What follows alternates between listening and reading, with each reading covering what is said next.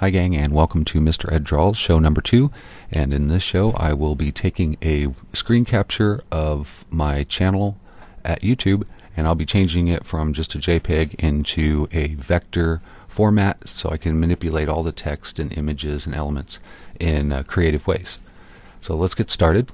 I've imported the screen capture here, and I'm going to rasterize it. Sometimes I say rasterizing, I don't know why. I really don't know why, but I'll try to stay raster throughout this video. If I revert back, just make a note and translate. So I'm rasterizing this artwork, and it's basically just kind of it's going to kind of fix it into a particular format. It clears up some of the text, but once you raster it, when you resize it, especially if you go up, you're going to lose resolution. So I've rastered this, and I'm going to lock it in place so that it doesn't move, and then that's going to be basically my guide or my template, and I'm going to copy all of the elements as best I can. And you can see on the right I've imported the JPEG of this thumbnail for the actual video.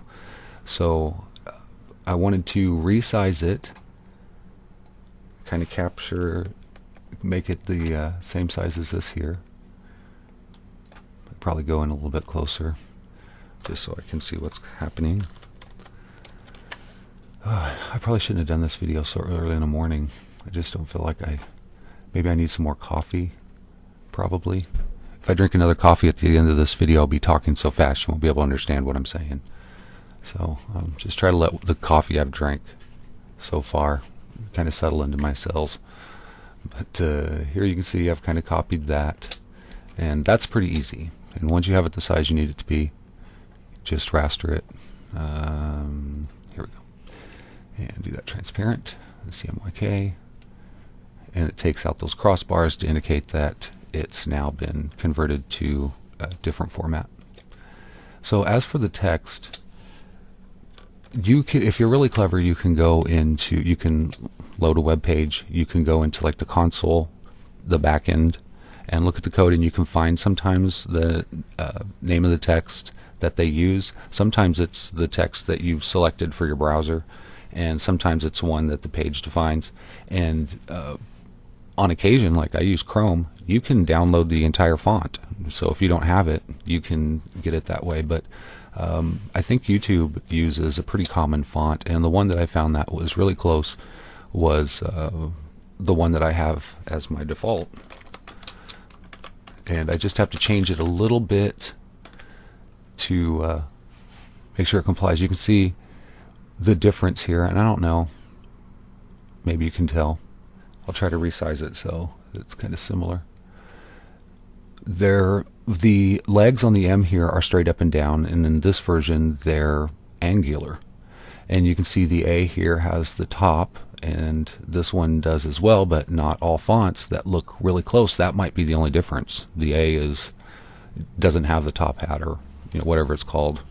So those are some of the things that you look for to make sure that a font is precise, because it may look really close and then you find out, oh well, the A's are different, or the Q's are different. Some of the things have its particular style, and it may be the only thing that distinguishes it. So even though these legs are angular, I'm not sure if this will straighten it out. No, it's going to keep them angular, but that's okay. Most people won't notice that. If you are in the industry, you notice it because customers usually notice it.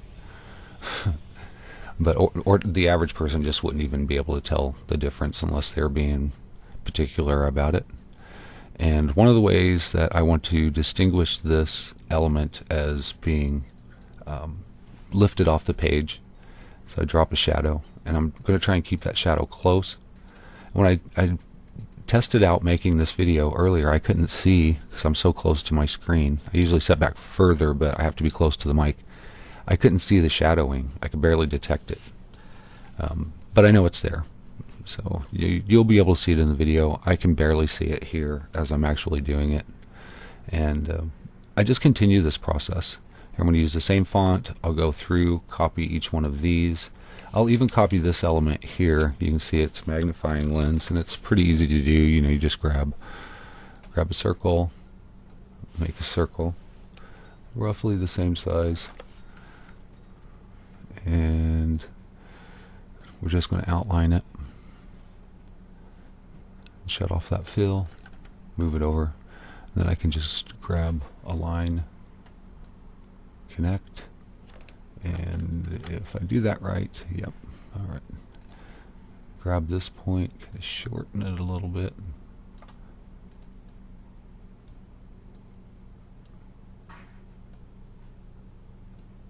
Okay, I'm having a really hard time grabbing these points. So one of the things that I kind of have a problem with in Adobe Illustrator is that when you zoom in so you can see the points better, the points don't get larger. They stay the same scale, so it's always hard to grab it no matter what size you zoom in on. I don't like how that's kind of going around. I'm going to say that's okay. The handle probably needs to be a little bit longer, but I don't think people will notice too much. All right. I'm not going to include this part here, so I wouldn't copy it. If I can set this piece behind the image, and I can actually see that it's a little bit too wide there. The actual web page includes, of course, in that video, the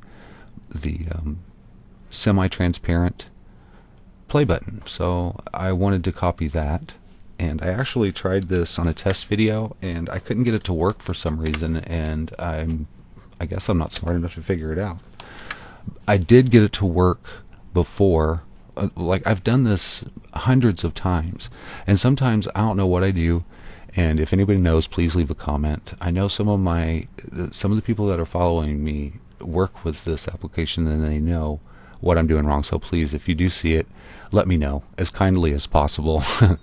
I would be really happy to know it. But I'm going to give it a try again, and it's going to make a liar out of me, and I'm going to be successful. So that's the worst and best thing that could happen. So that's interesting. But I have a geometry tool that will make boxes with curved corners, but they're not curved enough.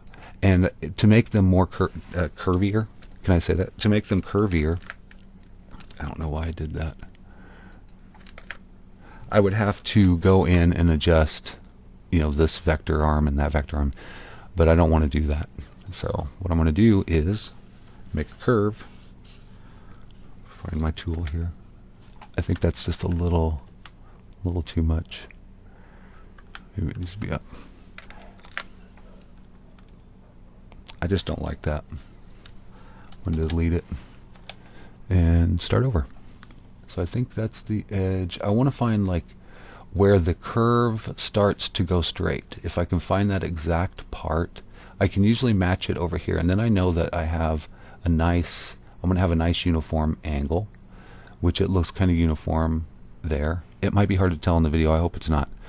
I'm going to outline, or not outline, but color the stroke here, and so I can see it better. Now, once I have one of the corners, it's really easy to make the other ones because they're just copies and they've been rotated in a certain way. So I'll copy that and move it over and flip it around. And you can do that with the object transform, reflect. And I want it to flip along the up and down, so the vertical, and do that, and can move it into position here. And now I have two of those, and just mirror that down. Same way, except for, of course, this time we're going to reflect it on the flat or horizontal. Once I have that, ideally, now cross your fingers, let's see if this is going to work. I'm going to grab these 2 points here and join them. Okay, that worked. Now I was having problems when I was doing this. It was giving me an error. I must have joined part of it in a certain way, or was grabbing another point somewhere that I couldn't see. Sometimes that'll happen. But that seems to have worked. Okay, now I can go in and copy the arrow, the play arrow, And there's two ways you can do this. You can do it with the geometry tool here, which will let you draw a 3-point object if it will. Okay, I'll just put it there. 5 points. No, I want 3. It's a triangle, and it'll make a big triangle. Or you can go in with your pen and just join these points here into a triangle. That may not be as uniform, but you can always go in and grab that point and adjust it to where it's perfectly straight now. By the time you scale and rotate and adjust the position of a giant triangle, you could have drawn one with the pen. So I usually just draw it with the pen. It's just as fast, and it's handy sometimes when if you draw a giant triangle, if you're zoomed in really close like I was there, now I've got to zoom out and it's like 3 or 4 more steps. And it doesn't sound like a lot, but when you're doing a big project, those 3 or 4 extra steps over 4 or 5 hours adds up to maybe 30 minutes. I mean, it takes up a lot of time doing those extra things. So you try to want to find all the shortcuts you can, and I can only remember so many things, and it takes me a long time to remember those. So there are a lot of shortcuts that I don't use, or I'll switch back and forth. Sometimes I'll use them, sometimes I won't. Just depends if I remember it, and that takes up a lot of time. But that's just, as a graphic artist, when you work with these applications, as you gain more experience, it just all becomes natural, and that's just how it is. And I've only been working with Adobe Illustrator for maybe 3 years. I worked with Photoshop for over a decade. I mean, that was my life, but Adobe Illustrator was always kind of weird to me, even though there is some Adobe Illustrator functionality in Photoshop. You can use vector objects in Photoshop, but it's really limited. So I did have some experience with what vectors were and how they operated, so that kind of helped when I was learning Adobe Illustrator. But I'm glad I did, because now I absolutely love this program. And since I've rattled on, once you have those basic objects, you can kind of just color them the way that they are now. This TV box is black, but it has a transparency that's been applied to it, so it gives it a gray appearance. And the play button is white, and I think it has some transparency, but it's not as strong. So I'll grab those 2 objects. I'm actually going to join those. Hit the right key here.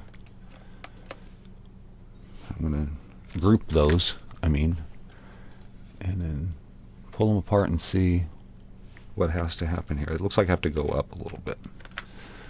So find the transparency. Oh, I've grouped them. That wasn't very smart. Do you see what I did, right? Ungroup. There we go. I grouped them before I was done fixing them. So I think, is this maybe taller? It looks like it might need to be a little bit taller. There, it's hard to tell because the line is kind of blended in, pixelated to the outside images. Transparency, yeah, that's what I was doing. I'm taking that up some, and I'll just move this out and see. I think it needs to go up just a little bit more. I still have to see stuff behind it. I'm happy with that. I don't think I'm going to press it any further.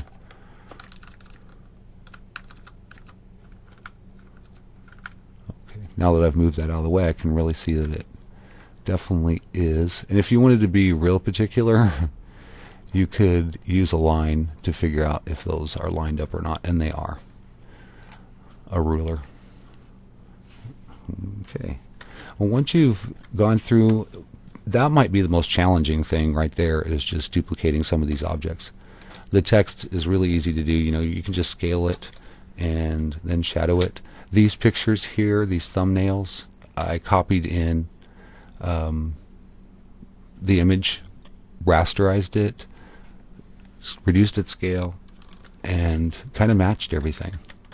And I can show you that over here. I have one that's finished. This is the finished page, and I've actually manipulated some of the elements. You can see I've twisted these up like they're kind of flying off the page a little bit, and the text here is shadowed, and all of these are vectored elements. It's not the actual. Now the only thing, there is some text up here that's missing. I think it could be hidden. Yes, it is. Alright, so let's put this back here a little bit.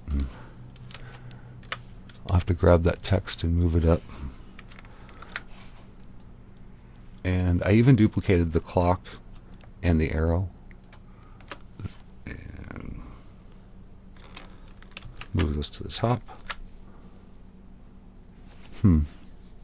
I wonder why I had that back there. And maybe it just didn't match up and I didn't like it. Let's look at the original. It seems to stand out really well. And then this doesn't stand out so well. And I'm not sure why. I think maybe this part has to be transparency.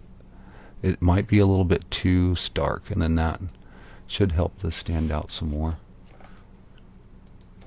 Oh, I don't want to hit that part. There we go. And I want to, the stroke I think needs to be more prominent, so it's at 1/4. I want to put it up to maybe 1/2. I think that's okay, yeah. It doesn't really stand out hugely. I'll go back. I can live with that a little bit. You can't even see the arrow at all. I think it just is completely lost. If I made it darker. Oh, cancel.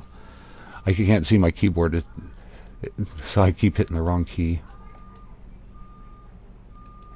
Let's do that. And black. Just make it. I think that's too much now. I don't know what's going on outside, but it just sounds like a party is happening and it's Monday. All right. So there you have it, kind of. Now I've created some thumbnails for season 3, and I've used this this design format, and have incorporated the images into it. And if you follow me, you've seen those, and if not, you can find them on my channel. And I'm going to continue to do that. I'm going to try to advance this a little bit, and as I go through my shows on Mr. Ed Draws Graphics, I'm going to play around with this and show you some of the other things that you can do as well. So I hope you'll stick around with that, and I hope you've learned some things. And if there's things that you know that you would like to share, please leave a comment below. And if you haven't subscribed yet, I would really appreciate it if you enjoy the channel. Please subscribe, and if you enjoy this video, please thumbs up. And until next time, take care.